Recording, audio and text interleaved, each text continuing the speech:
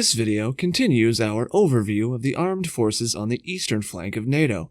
Today, as you may have guessed from the description, we'll be looking at three militaries: the Lithuanian Armed Forces, the Latvian National Armed Forces, and the Estonian Defense Forces. We decided to cover them in a single episode for two reasons. First, these countries operate within multiple cooperation frameworks, and even maintain shared military units, making it difficult to draw clear lines between them. Second, each country maintains a comparatively modest military, so combining them provides a clearer, more meaningful picture. Lithuania, Latvia, and Estonia, the so-called Baltic States, have had to endure a not-so-friendly Russian neighbor ever since they declared independence after the First World War. Even through World War II, combat in this region is often overlooked. In the 1940s, Baltic states endured occupation by both Germany and the USSR, heavy destruction, and widespread humanitarian crises, which continued well into the post-war era under the rule of the Soviets. In October 1939, the borders of Latvia and Estonia were forced open. The Baltic nations were to be hosts to thousands of communist troops. On June 15, 1940, the town of Mazlienki was sacked. The Soviets claimed that we had attacked first. They told the world that a nation of 186 million people had to be protected from 6 million bombs. Now, more than 3 decades after the collapse of the USSR and the restoration of independence, these states once again find themselves threatened with war. But unlike many NATO members further west, the Baltic states simply do not have strategic depth. Their entire territory is narrow, flat, and exposed, bordered directly by Russia and Belarus, with the Baltic Sea closing off the northern and western approaches. In many areas, the distance from the borders to the capitals is measured in only tens of kilometers. For Estonia, Latvia, and Lithuania, warning time is therefore not an abstract strategic concept discussed in staff colleges. It directly translates into whether mobilization orders go out on time, whether key road and rail junctions are secured or destroyed in time, whether bridges over rivers like the Daugava or Narva are blown on schedule, and whether ports and airfields remain usable long enough for Allied forces to arrive. Compounding this is the region's strategic isolation. The Baltic states are connected to the rest of NATO by a single land corridor, the Suwalki Gap, while simultaneously facing Russia's heavily militarized Kaliningrad enclave to the west and puppet state Belarus to the south. Before we dive any deeper, we need to acknowledge an elephant in the room: the NATO Eastern Flank forward units. Estonia, Lithuania, Latvia, Poland, Romania, Bulgaria, Slovakia, and yes, even Hungary each host Allied forces. After 2014, and even more after 2022, NATO expanded its presence along the eastern flank to deter Russia and, crucially, to ensure that any attack would immediately involve multiple NATO nations from the onset. NATO itself describes this as a strengthened forward posture, specifically driven by Russian aggression. Let's briefly talk about what this looks like in the Baltics. On land, Lithuania is protected by a German-led multinational battle group, Lithuania, headquartered in Rukla, with rotating contributions from countries like the Netherlands, Norway, the Czech Republic, France, Iceland, Croatia, Belgium, and Luxembourg. Alongside that, Germany is building up a permanent presence by deploying parts of the 45th Armored Brigade, Litauen, which includes mechanized and tank battalions, as well as the above-mentioned multinational battle group, Lithuania. With more than 5,000 personnel deployed, Lithuania is the most accommodating host among the three countries we are discussing today. Latvia is anchored by a Canadian-led NATO multinational brigade at Adazi, counting more than 3,500 troops. This is one of the most multinational deployments within NATO, with 11 participating nations besides the host, including Spain, Poland, Italy, Slovenia, Albania, the Czech Republic, Iceland, Montenegro, North Macedonia, Slovakia, Denmark, and Sweden. Just like in Lithuania, in addition to the rotating forces, there is a permanent deployment, this time from Sweden, which, as of 2026, deployed one mechanized battalion, which contributes an additional 550 NATO soldiers. Estonia hosts a UK-led battle group with headquarters at Tapa, integrated with Estonia's 1st Infantry Brigade, comprising approximately 1,200 UK personnel and providing heavy firepower, including tank and artillery units, to support Estonian infantry. France also contributes a company-sized force of about 250 troops, once again on a rotation basis. In the air, NATO forces conduct the Baltic Air Policing Mission, employing fighter detachments that rotate through Šiauliai and Amari, depending on the cycle and runway availability. Such patrols usually count about 12 aircraft or one multinational squadron. We started with NATO forces specifically because they are essential to the security of the Baltic States. This is because the country's own capabilities are quite limited. For instance, for the first time in the series, none of the states examined have any fighter jets, tanks, or long-range air defenses of their own, relying entirely on NATO forces to provide these. Combined, Lithuania, Latvia, and Estonia have a population of just over 6.1 million people. Lithuania is the largest with about 2.9 million, followed by Latvia at 1.86 million, and Estonia at about 1.37 million. Economically, the three together produce roughly 190 billion in nominal GDP. Lithuania accounts for about half of that, at about 95 billion, while Latvia and Estonia are each just under 50 billion. Despite their small economic size, all three countries now rank among Europe's highest defense spenders relative to GDP. Taken together, this places combined defense expenditures at no less than 9 billion euros in 2026, with each state committing more than 5% of its national output to military purposes. In terms of manpower, Lithuania fields the largest armed forces among the three. As of early 2026, it maintains around 13,500 professional soldiers, supported by approximately 5,000 border guards, who operate under the Ministry of the Interior but are closely integrated into national defense planning. In addition, Lithuania has more than 5,500 members in the National Defense Volunteer Forces, which function as a territorial and reserve component. Conscription, reintroduced in 2015, brings in roughly 3,500 conscripts annually, forming the backbone of the training reserve.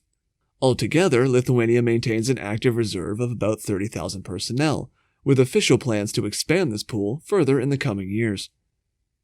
The Lithuanian Land Forces, the largest of the armed forces, comprises over 22,000 personnel in total and is organized around the 1st Army Division, the National Defense Volunteer Forces, and various supporting and enabling units. The 1st Division, reinstated in 2025, represents a major structural shift. Rather than creating entirely new formations, it unified most of the existing land units under a single divisional headquarters, capable of commanding both national and allied forces in wartime. The division currently consists of 3 infantry brigades, Iron Wolf, Aukštaitija, and Žemaitija, along with artillery, engineers, logistics, reconnaissance, and command support units, some of which are still in the process of formation or expansion. The division is planned to enter its full readiness by 2030. This is largely due to ongoing mechanization and motorization. For instance, the newly formed tank battalion, subordinate to the Iron Wolf Infantry Brigade, is expected to receive 44 Leopard 2A8s, the first delivery of which are expected in 2028. Similarly, parts of the divisional artillery are planned to be equipped with up to 48 Caesar Mk2 self-propelled howitzers, with deliveries expected between 2027 and 2023. In parallel, a contract for 100 CV-90 Mk4 infantry fighting vehicles is expected to be signed in 2026, with the first vehicles likely arriving around 2029, again pushing full mechanization of maneuver units well into the next decade. Air defense remains one of the most incomplete elements at the divisional level. Contracts for systems intended to equip the division's air defense regiment, 1 NASAMS and 3 Mshorad batteries, had not yet been signed as of early 2026. All of this rearmament does not come cheaply.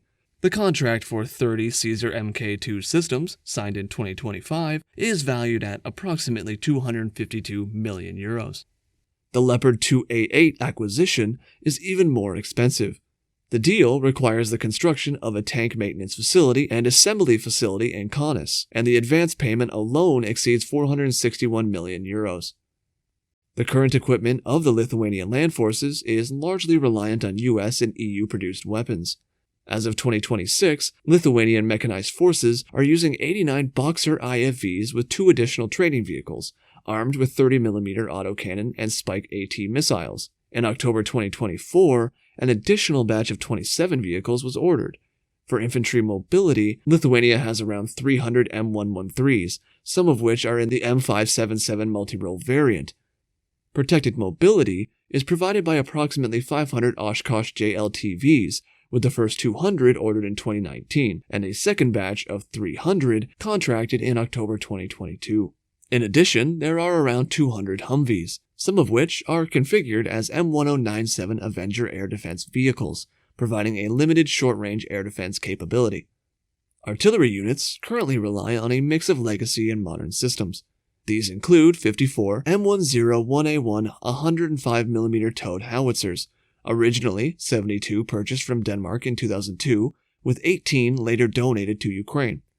Mortar units operate Tampella 120mm mortars mounted on M113 chassis.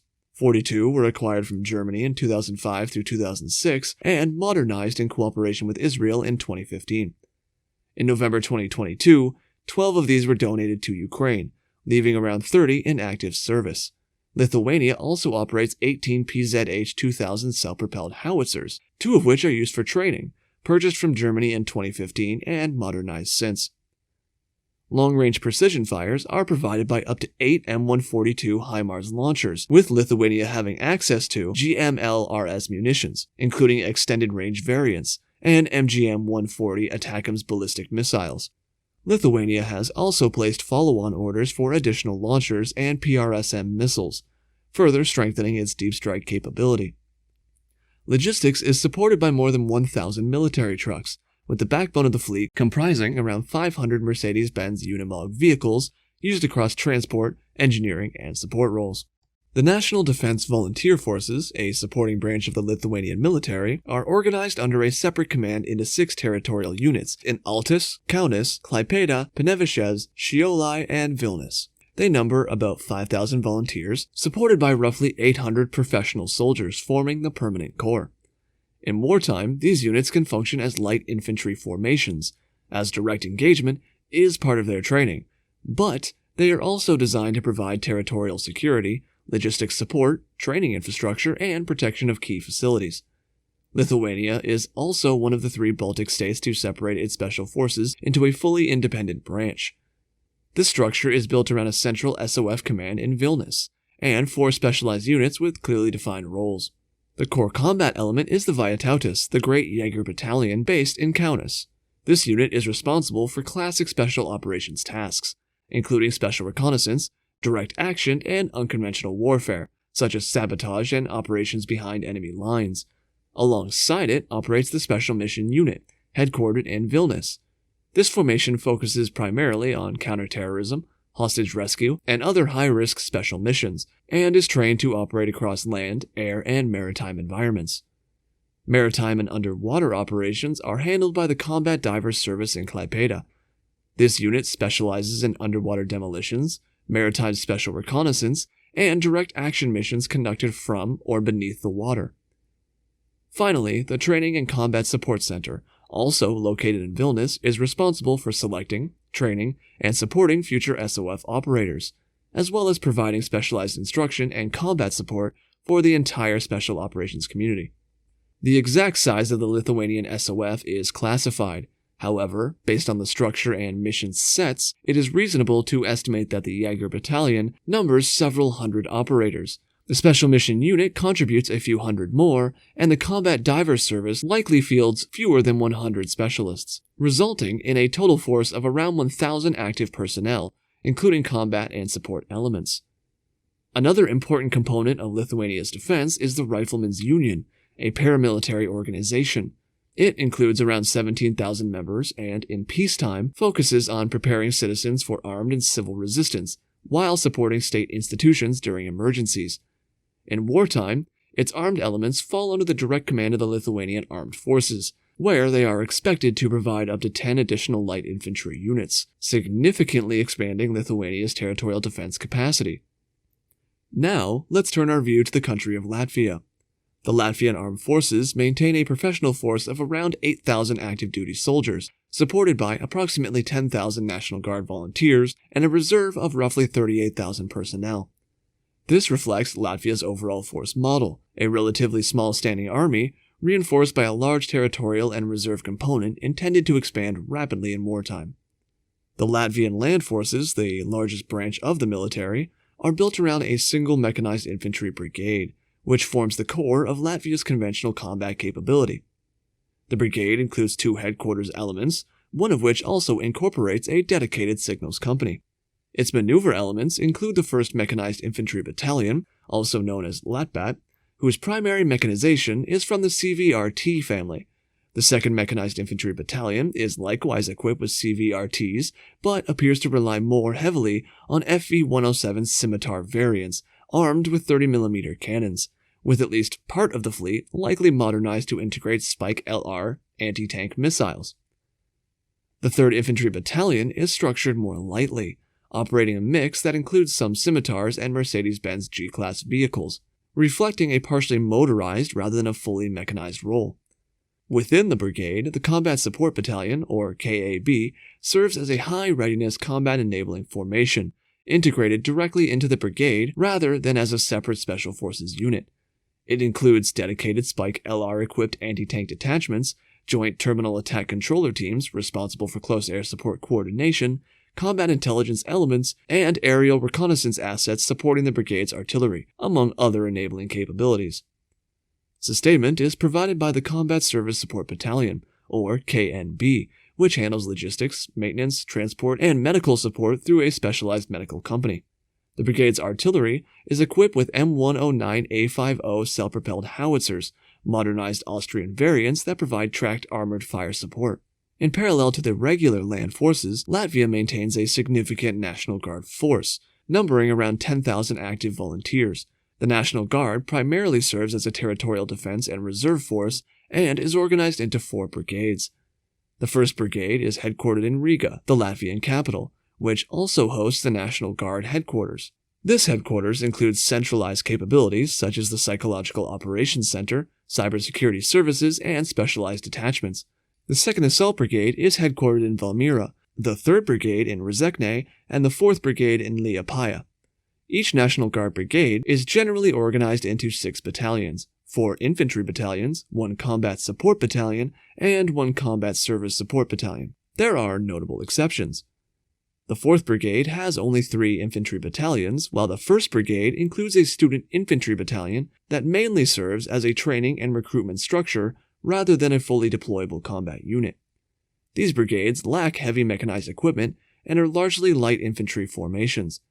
Their armament mostly consists of small arms, several dozen 81mm and 120mm mortars, a few dozen 40mm Bofors air defense guns, and a limited number of Patria APCs. Some M109 howitzers are also assigned to certain National Guard units, although these systems are borrowed from Army stockpiles and operated in close cooperation with the regular land forces. Despite its relatively small military budget, Latvia, much like Lithuania, has been heavily investing in rearmament in recent years. Major procurement contracts, most of them signed after 2022, include the order of 18 Archer self-propelled artillery systems from Sweden in June 2025, a September 2021 contract for 256 Patria 6x6 APCs, some of which are produced domestically in Latvia, with deliveries scheduled between 2021 and 2029. A November 2024 contract for 42 Ascod II infantry fighting vehicles, followed by an additional order for 42 more vehicles in June 2025, intended to replace CVRTs in the 1st and 2nd Mechanized Infantry Battalions, and a December 2022 order for 6 M142 HIMARS launchers from the United States, including ATACMS missiles. While new equipment is being delivered, Latvia continues to rely heavily on its existing weapons stock, which is largely composed of US and EU-produced systems. Most mechanized forces are still equipped with modernized CVRT family vehicles, with fewer than 200 remaining in service after part of the original fleet was donated to Ukraine. Frontline logistics units, light infantry, and National Guard formations rely on over 200 of the 256 Patria 6x6 APCs already delivered, with the majority produced locally and some in Finland. Artillery units operate more than 41 M109A50 self-propelled howitzers, following the donation of 6 systems to Ukraine in 2022. Anti-tank units are equipped with Israeli-made Spike LR missiles, including LR2 and ER2 variants, as well as Swedish AT4 and Carl Gustaf M2 recoilless rifles, with the new Carl Gustaf M4 variant ordered in 2025. Latvia's logistical vehicle fleet is split primarily between Swedish-built Scania trucks, numbering about 180, and German Mercedes-Benz Unimogs, numbering roughly 120. Additional vehicles include around 30 Humvees, about 50 Mercedes-Benz G-Class armored cars used mainly by special forces, and over 100 BV-206 vehicles donated by Sweden in 2005, and an undisclosed number of Scorpion 2 mine layers ordered from Germany in October 2025, with initial deliveries reported in December of the same year.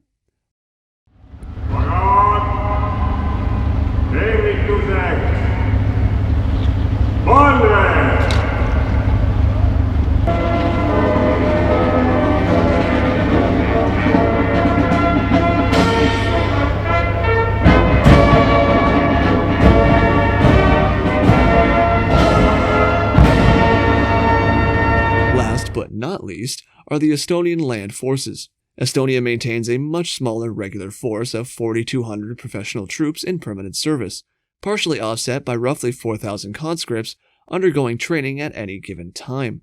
The wartime structure is designed to expand to over 43,000 trained personnel through universal conscription and the voluntary defense organization, the Defense League, which plays a key role in territorial defense and rapid mobilization. Estonian land forces are organized into a single grand unit, the Estonian Division. This formation includes the 1st and 2nd Infantry Brigades, an artillery regiment, a logistics battalion, a reconnaissance battalion, and a headquarters battalion. Despite the infantry specialization of most units, the majority are equipped with APCs or even IFVs, making them mechanized in practical terms. But, because these brigades are not linear formations with a rigid standardized structure as is common in larger armies, it once again makes sense to examine how they are built internally.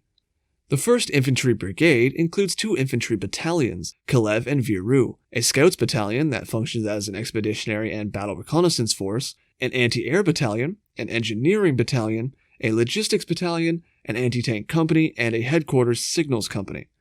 The Kalev Infantry Battalion is equipped with Finnish Sisu XA-180 APCs, and serves both as a conscript training base for mechanized units and as a regular mechanized infantry unit for the brigade in wartime.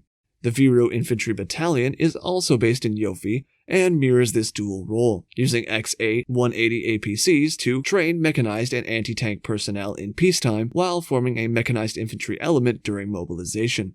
The anti-air battalion, like the infantry battalions, once again functions primarily as a training base in peacetime. As of February 2026, it is still largely equipped with aging systems, such as truck-mounted Zu-23-2 guns with integrated fire control systems, as well as French Mistral and Polish Piorun manpads. The Scouts Battalion is a fully professional unit, meaning no conscripts serve there, and represents the strongest high-readiness mechanized force of the brigade and arguably of the entire Estonian land force. It is equipped with Swedish CV-90 IFVs alongside XA-180 APCs. In addition to its reconnaissance role, the battalion also serves as Estonia's expeditionary force. For example, in 2018 through 2019, 95 soldiers from the unit were deployed to Mali as part of Operation Barkhane. International allied forces are also regularly integrated into the brigade, reflecting Estonia's reliance on multinational cooperation in a crisis. The 2nd Infantry Brigade includes 3 infantry battalions, known as the 1st, 2nd, and 3rd Kupenierov Infantry Battalions, as well as other reserve units such as the Air Defense Battalion, an Engineer Battalion, a Combat Service Support Battalion, an Anti-Tank Company, and a Reconnaissance Company. The only permanently manned units of the brigade are its Headquarters and Signals Company and the 1st Kupenierov Infantry Battalion located in Voru. In peacetime, the battalion serves as a reserve training base, preparing infantry for the entire 2nd Brigade, while personnel for the supporting units regularly train alongside 1st Brigade formations. The 2nd Brigade's infantry battalions were originally designed as light infantry and therefore lacked mechanized equipment. This began to change in 2025 when Estonia received the first 50 Turkish-made Otokar Arma 6x6 APCs and NMS 4x4 armored vehicles. The contract for 100 APCs and 130 armored vehicles to mechanize the 2nd Brigade was signed in 2023 and was expected to be completed by the end of 2025. As of February 2026, however, there was no public information on additional deliveries beyond the initial report in March 2025. The brigade's reserve artillery component also lacked modern equipment for a long time. This is now changing, as the unit is being actively rearmed with Korean K9 self-propelled howitzers and French Caesar systems. The division's support units are largely derived from the 1st Infantry Brigade. The Division Artillery Regiment was formed from the former 1st Brigade Artillery Battalion, and the same applies to the Combat Service Support and Reconnaissance Battalions, which were elevated to divisional level to support both brigades. The Artillery Regiment operates K9 self-propelled howitzers, US-made HIMARS rocket systems, French Caesar self-propelled artillery, and German FH-70 towed howitzers, although some or all of the FH-70s may have been donated to Ukraine. The Reconnaissance Battalion, previously part of the 1st Brigade, is now subordinate to the entire division and serves as a training base for scouts. It includes several reconnaissance companies, a drone detachment, sniper groups, and other specialized elements. Just as the Latvian and Lithuanian militaries are undergoing an active phase of heavy rearmament, the Estonian land forces are as well. As of 2026, Estonia is awaiting delivery of 12 additional K9 self-propelled howitzers, 6 Caesar systems, 6 HIMAR launchers, 6 Korean K239 Chunmoo multiple launch rocket systems, and 3 Iris-T SLM units intended to modernize the air defense battalions. There are also plans to replace the CV-90 IFVs with a new platform and to acquire a long-range air defense system capable of engaging ballistic missiles, although no contracts have been signed to date. The current equipment of the Estonian land forces includes 29 K9 self-propelled howitzers, with 12 more on order, 6 Caesar self-propelled guns with 6 more planned, an unknown number of FH-70 howitzers, 6 HIMARS launchers with ATACMS missiles, with another 6 launchers planned, 44 CV-90 IFVs, with 35 additional vehicles converted into combat support variants, and 2 used for training, 136 XA-180 and XA-188 APCs, an unknown number of Otokar Arma 6x6 APCs from a 100 vehicle order, and an unknown number of NMS 4x4 armored vehicles from a 130 vehicle order. Mortar forces include roughly 60 81mm mortars from various suppliers and 66 120mm mortars, mostly Swedish M41D systems, with some Soviet-made 2B11 mortars still in service. As in Latvia and Lithuania, logistics relies heavily on Scania and Mercedes-Benz trucks. Estonia has ordered 265 new Scania trucks to supplement its aging vehicle fleet, with deliveries beginning in 2024. The remainder of the fleet consists mainly of various generations of Mercedes-Benz Unimog trucks, with some Dutch-made DAF vehicles and Swedish BV206 articulated carriers, which Sweden has historically donated or sold at low prices. Anti-tank systems include aging French Milan II, small numbers of US-made Javelins, and 18 Spike SR and Spike LR2 launchers, with an unknown number of missiles, and roughly 700 Carl Gustaf M2 and M3 recoilless rifles, with the M4 variant on order. Land forces are the primary focus for all 3 Baltic countries for a very simple reason. All 3 share a direct border with Russia. With intensifying international tensions and a rising threat of invasion, ground forces have become the main priority for rearmament and expansion, while NATO deployments are relied upon to provide critical air and naval capabilities such as air defense, close air support, and maritime protection. That said, all 3 Baltic states maintain separate military branches for naval and air warfare. Let's look at their air forces first. Starting with Lithuania, it has the largest air force of the 3, with about 1,400 active personnel. Lithuania hosts a major NATO hub at Zokniani Air Base near Šiauliai, which is also used for Baltic air policing missions. The core focus areas of the force are logistics, search and rescue, airspace surveillance, and ground-based air defense rather than combat aviation. As of February 2026, the Lithuanian Air Force's only air defense battalion is in the middle of a major rearmament. Lithuania has additional NASAMs on order from Norway as part of an expansion and modernization of its existing medium-range air defense capability, as well as RBS-70-based M-Sharad systems ordered from Sweden, and AN-TWQ-1 Avenger vehicles ordered from the United States in 2022. However, for the moment, Lithuania's air defense remains largely manpad-centric. The backbone consists of Swedish RBS-70NG systems, US-made FIM-92 Stingers, and the Polish modernized Igla variant, Grom. Detection and cueing rely on AM MPQ-64 Sentinel and German TRML 3D-32 radars. On the mobility side, Lithuania's single-main airbase currently operates 3 Italian-built C-27J Spartan transport aircraft. Lithuania has selected the Embraer C-390 as its future transport platform, with deliveries expected later in the decade, gradually supplementing and eventually replacing the C-27J fleet. The helicopter fleet remains mixed. 2 UH-60M Blackhawks are already in service, with 2 more on order, alongside 3 Eurocopter AS-365 Dolphins, used primarily for search and rescue missions. 1 Mi-8 MTV-1 remains in Lithuanian service, while the others have been donated to Ukraine. Latvia sits on the other end of the scale. Its air force is much smaller, with roughly 250 active personnel, and is built around airspace surveillance, light utility aviation, and limited ground-based air defense. The primary base is at Leovardi Air Base, just 40 kilometers away from Riga. Just like the Zokniani Air Base, it's used for NATO air policing missions.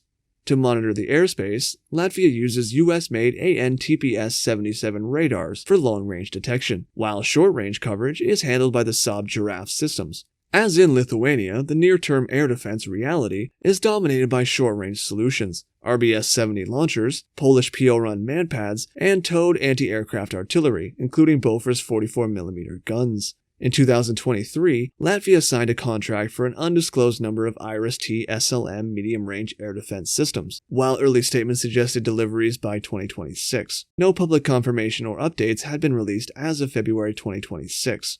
For transport and general-purpose aviation, Latvia fields 3 UH-60M Blackhawk helicopters, with 1 additional aircraft on order. The fixed-wing fleet includes 4 modernized Antonov AN-2 light transports and 2 locally produced Pelegrin Tarragon aircraft used primarily for training.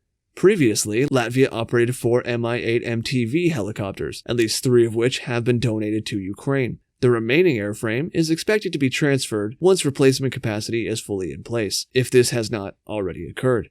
The Estonian Air Force is organized into 4 main components: Air Force Headquarters, the Air Surveillance Wing, Amari Air Base, and an Air Defense Wing.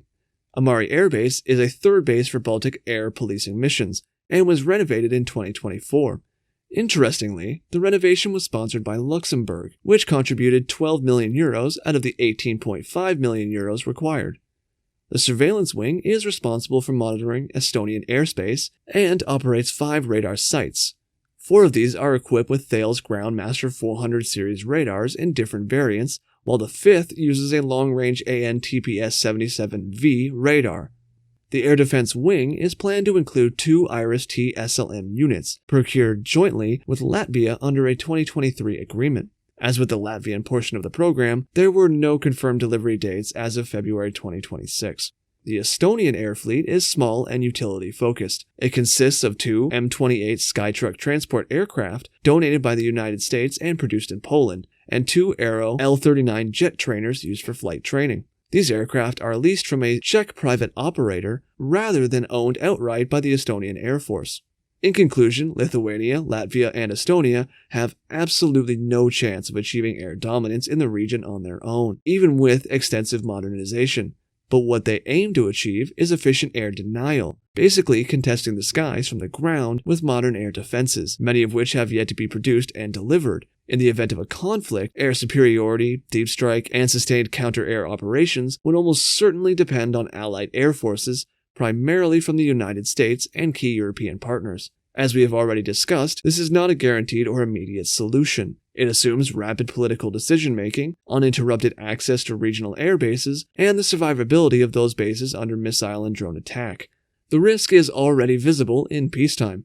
Russian military aircraft have repeatedly violated or probed Baltic airspace over the years, often without transponders, sometimes approaching dangerously close or crossing national borders. These incidents, while usually short and non-kinetic, serve a clear purpose. They test reaction times, stress command and control systems, and slowly normalize the idea that Baltic airspace is contestable.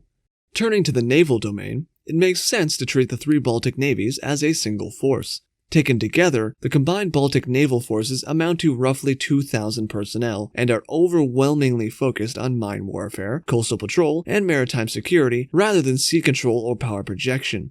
Each country has a naval base where it keeps its fleet: Klaipėda in Lithuania, Liepāja in Latvia, and Minisadom, a harbor near Tallinn, Estonia. Structurally, the combined fleet can be reduced to 3 functional categories: mine layers and command ships, mine countermeasures vessels, and patrol craft. There is no submarine component, no air defense-capable surface combatant, and no ship-based long-range strike capability in service as of early 2026. At the higher end, the Baltic States operate 3 legacy mine layers and command vessels. Lithuania and Latvia each operate a Vidar-class ship acquired from Norway, while Estonia operates a Linderman-class vessel purchased from Denmark. All 3 ships date back to the late 1970s. While technically capable of laying naval mines and serving as command platforms, they are slow, lightly defended, and completely unsuitable for operating in a contested environment. Yet surprisingly, they can still significantly affect the potential conflict. The Russian Baltic Sea Fleet has only 1 naval base in St. Petersburg, which means it can be locked in by mining the Gulf of Finland. At the same time, mine countermeasures form the other side of the Baltic naval capability. In total, the 3 countries operate 11 dedicated mine hunters, 3 Hunt-class vessels in Lithuanian service, 5 Tripartite-class vessels operated by Latvia, and 3 Sandown-class mine hunters in Estonian service. Most of these ships were built in the 1980s and early 1990s, and acquired secondhand from NATO allies. Patrol vessels make up the numerically largest but militarily weakest part of the combined fleet, with roughly 13 ships across the 3 navies. Lithuania operates 4 Fleveskin-class vessels, acquired from Denmark, and originally commissioned between the late 1980s and early 1990s. While these ships are often cited as missile-capable on paper, in practice their original armament has long been removed, and they currently serve as patrol, command, and training platforms. Latvia's 5 Skarunda-class patrol vessels are by far the newest ships in the Baltic fleets, with construction spanning the 2010s. They are modern in terms of sensors, propulsion, and crew comfort, but intentionally lightly armed. With only machine guns as permanent armament and limited displacement, they are not realistic candidates for missile integration. Their wartime role would be coastal patrol, maritime surveillance, transport, and potentially mine-laying or negligible air defense support using embarked manpad teams rather than ship-integrated systems. Estonia's patrol capability is the most modest. Its 4 patrol vessels are former police or border guard ships, and armed with only small-caliber weapons. Beyond these core categories, the Baltic navies operate a small number of fast patrol craft, search and rescue boats, and auxiliary vessels such as tugs. Taken together, the combined Baltic naval forces are not designed to fight for control of the sea. They lack air defense, lack offensive missile armament, and would be extremely vulnerable to aircraft, missiles, drones, and submarines in any confrontation. Yet, as we mentioned, they can theoretically be used to blockade a much larger but very poorly placed Russian Baltic fleet. At last, let's see what military production capabilities these countries have. We've already discussed the major ones, like the future KNDS factory to produce and maintain Leopard tanks for Lithuania, and Latvia's domestic Patria APC production. Estonia also invests in military production, opening its first munitions factory in 2026. Latvia plans to build the munitions factory in cooperation with Rheinmetall, with construction scheduled to start in March 2026 and production to begin a year later. They also have a relatively large dual-purpose light drone manufacturer, Atlas Aerospace, which even supplied its products to Ukraine, receiving generally positive feedback. The Lithuanian government also publicly announced plans to produce Ukrainian naval drones, supplying both its own naval forces and the Ukrainian Navy. Despite heavy focus on expanding domestic production, it's clear that none of the countries can cover their ever-growing equipment requirements independently, and will continue to rely on EU/US produced systems, especially in aerospace, radar, and naval technologies. The decision to build specifically munitions factories is also a bit controversial. After all, in case of an attack, such factories would be high-priority targets too close to a potential enemy and rather poorly protected due to the lack of air defenses. This is even more controversial if we remember the scale of the attack we see in Ukraine today, with a combination of hundreds of drones, decoys, and dozens of cruise/ballistic missile attacks almost every week. Taking into account a very short rearguard these countries have, the furthest point to the Russian border for any of the countries is never substantially more than only 300 kilometers. It seems that in case of a conflict, the destruction of such facilities would only be a question of time, making them useful just as a means to saturate the stockpiles in peacetime, but not to sustain the demands of a full-blown war. To summarize, joining the effort, the Baltic states can present a limited defense capacity against their primary potential threat, Russia, having about 60,000 active personnel with an expansion of up to 200,000 in wartime, although this is limited by the number of willing civilians to protect the country, and could be both smaller or larger. Another roughly 10,000 NATO personnel will be available right away. At sea, the Baltic states could conduct limited defense missions to protect their naval bases, probably relying on their NATO allies for offensive operations or securing trade routes.